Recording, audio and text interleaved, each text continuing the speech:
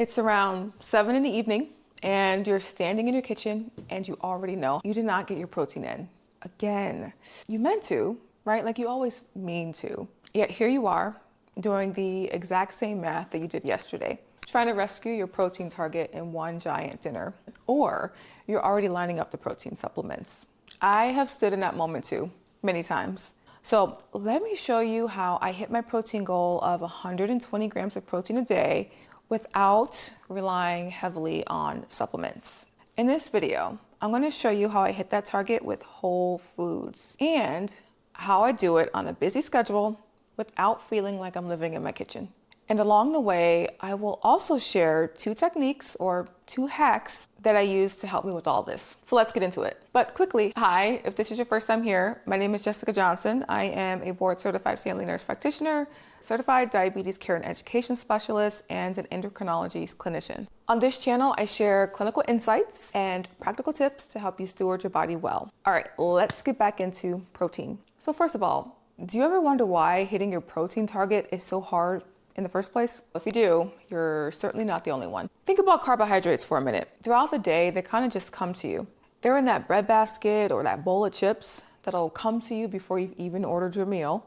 It's in those muffins or the fruit basket in the break room at work. Like you don't really have to plan to get your carbohydrates in. They just kind of show up, and often too easily. Protein though doesn't really do that. I don't know about you, but I've never seen a big tub of Greek yogurt or a big platter of baked drumsticks sitting out community style in the break room at work. See, carbs are more passive, but protein is active. In order to get the protein in, it's a choice you make on purpose over and over in an environment that hands you the other options pretty freely. So if hitting your protein targets every day feels like you're swimming upstream, that actually tracks. So now let's do something about it, because after all, that's why you're here, right? You're interested in how to get 120 grams of protein in a day through whole foods. But first, why whole foods anyway? Why not make this easy and drink or supplement most of it? One reason goes back to the beginning. In the first chapter of Genesis, before anything in the world had gone wrong, God gave us food. In the book of Genesis, chapter 1, verse 29 through 31, God also said, "Look, I have given you every seed-bearing plant on the surface of the entire earth, and every tree whose fruit contains seed. This will be food for you." And it was so. God saw all that he had given, and it was very good indeed. And several chapters later, after the flood, he widens the table. He tells Noah, "Every moving thing that lives shall be food for you. And as I gave you the green plants, I give you everything." Notice what he handed over, whole foods. I think about that when I'm building my plate. The closer my food stays to the way he created it, the better. The more nourishment it brings me, the more it brings with it. Whole food rarely shows up bringing just protein. With whole food, the protein usually comes wrapped up in healthy fats, fiber, and has real volume. And all of that helps to fill you, helps stabilize your blood sugar levels, and also it comes in a form that your digestive system can recognize. Yes, a shake can absolutely help you hit your protein target. And on a rush day, that is a real help. But solid foods does something that like a drink just can't. The process of chewing and digesting real food sets off fullness or satiety signals that helps keep you satiated for hours instead of being hungry an hour later. So the powders and the supplements are tools, and they're very useful, especially when you're on the go and just leading a very busy life, like most of us are these days. But the ideal plan is whole food sources, because the body still runs best on them. Yes, a scoop of protein powder can give you the numbers, but whole foods give you the numbers and then some. And that's not by accident, that is by design. And that design is good. It's very good. But now hear me though. I am not against supplements. Please do hear that. Keep protein powders, shakes, and bars around too. And they have saved me on many mornings or occasions where I'm rushing out to clinic empty-handed. So supplements do have a place, and they can be very helpful tools for supplementing your whole food diet to get your protein targets. And if I'm being honest, there are seasons where I rely way too heavily on the supplements, where those scoops of protein powder and pre-made shakes or protein bars become my meals day after day because it's so easy. It's the easy thing to do. And my body definitely knows the difference. And maybe that's you right now and the reason why you've clicked on this video. If that's the case, then I'm very happy you're here. So here's the technique I promised you. The one that keeps me out of the kitchen all day, but still has me hitting my protein targets with whole food sources. My secret, if you can call it that, is that I don't prep meals. I prep ingredients. Most meal preps will show you how to create like 5 breakfasts, lunches, and dinners and snacks that you eat on throughout the week. You stack your containers in your fridge, and then you eat the same exact thing throughout the week. Now that's fine, and it can be very helpful because it's still pretty convenient. You grab and go, can keep you on your meal plan. But I tried that and it didn't work very well for me. I found that I would quickly get bored, like quickly into the week, and I wouldn't really want the meals that I had made for myself. I would just end up cooking anyway, which defeated the purpose of the meal prep. So now I cook and prepare a variety of meal items.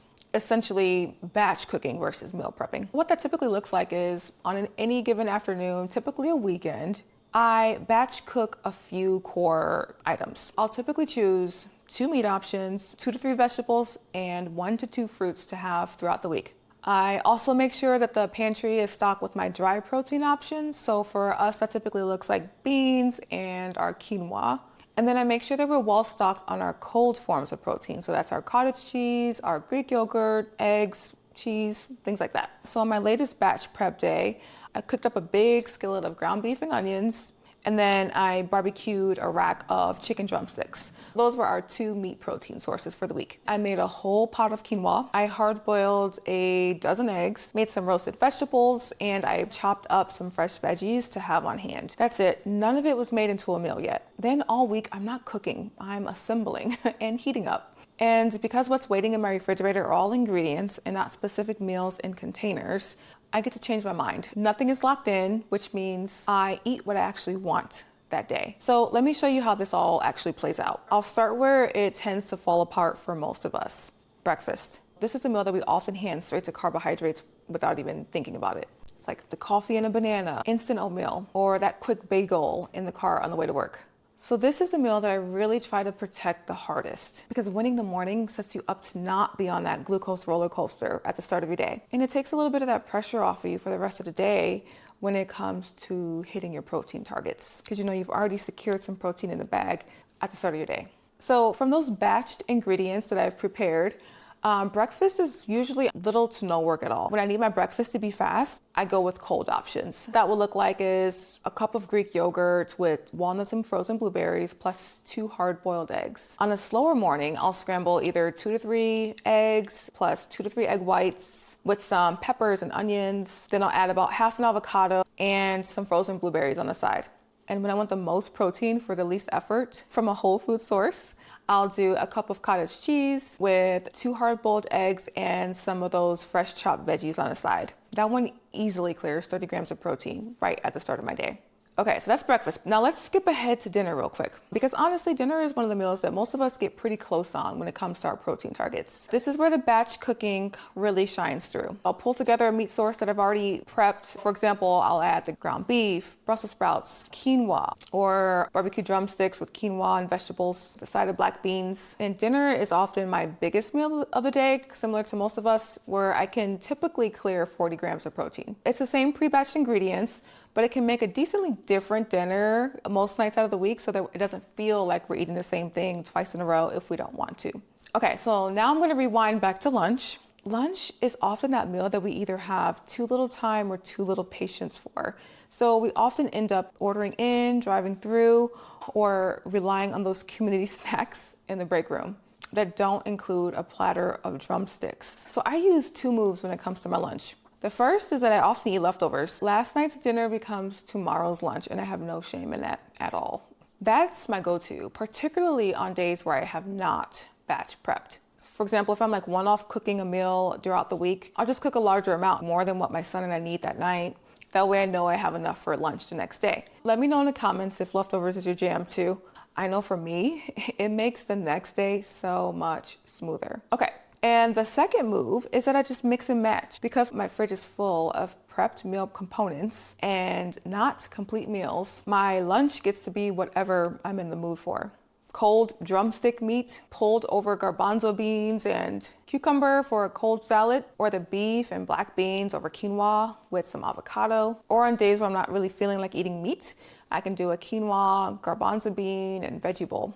And if my day is still coming up a little short, or if I just want a snack, these are some of my go-tos. And it's not gonna sound novel. Cottage cheese with pistachios, a couple of boiled eggs with a handful of almonds, or Greek yogurt with blueberries and walnuts. These combos are easy to prepare in little containers for grab and go snacks that I can pop in my lunch bag or my son can go grab from the fridge. And they'll usually contain at least 10 to 15 grams of protein. So you might be asking, does all of that actually get you to 120 grams of protein a day? Let me show you a real day from start to finish.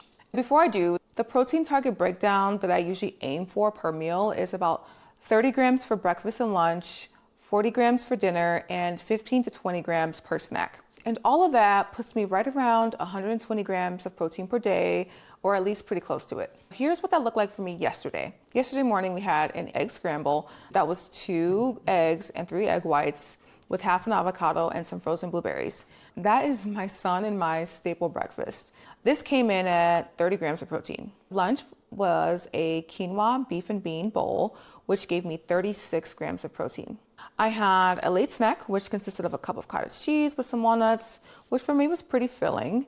Then dinner was a little light for me with having a late lunch. So I had 2 barbecue chicken drumsticks, half a cup of quinoa, a quarter cup of black beans, and some Brussels sprouts, which put me at 32 grams of protein, for a total of 129 grams of protein. Protein goal achieved, and all with whole foods. With the way that I meal prep, or more accurately, batch prep, I just rotate these ingredients throughout the week. Now, as you can see, I do log my meals to help me stay on track. But after a while, you start to remember how many grams of protein are in your go-to foods. So you don't have to rely on tracking if you don't want to. But I do find that when you're getting started, tracking protein can be helpful to track if you're hitting your goals and just becoming aware of how much protein are in some of the foods you eat. I was very disheartened to know that 1 egg only has about 6 to 7 grams of protein. It just feels like they should have more than that, you know? Anyway, when getting started, tracking and logging can be helpful. So look at what just happened. I cooked a few whole food sourced of protein and prepared other ones so that I can conveniently grab and go. All of that once. And then I just let those foods carry me throughout a busy week. So that's my technique.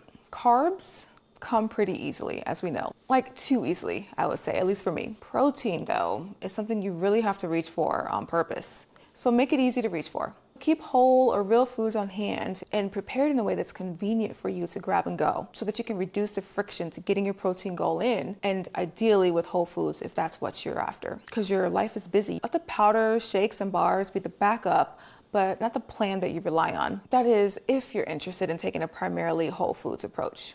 This way you can stop arriving at the kitchen counter at 7 p.m. empty-handed, or at the very least, super short on your daily protein target, because the body that you're feeding was made purposefully and is worth stewarding well.